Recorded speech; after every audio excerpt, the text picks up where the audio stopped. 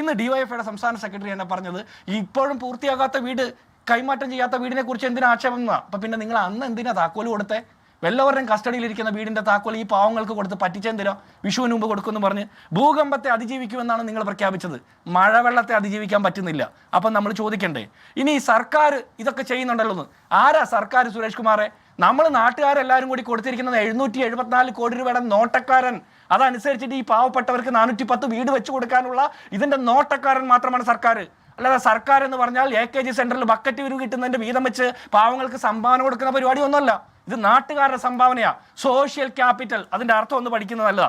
ഇനി പാലാരിവട്ടം പാലം, കൂളിമാട് പാലവും ഒന്നും ഇതായിട്ട് കമ്പയർ ചെയ്യേണ്ട, ഇതൊന്നും കമ്പയർ ചെയ്യേണ്ട. ഈ കൊച്ചിയിൽ മുണ്ടംവേലിയിൽ PNT കോളനിക്കാർക്ക് പണിത് കൊടുത്ത വീടുണ്ട്, ഫ്ലാറ്റ് സമുച്ചയമുണ്ട്, ചോർന്നൊലിക്കുന്നുണ്ട്, ഒരുപാട് ആക്ഷേപമുണ്ട്. നിങ്ങൾ അതിന്റെ പരിഹാരം കണ്ടെത്തിയോ സുരേഷ് കുമാറെ?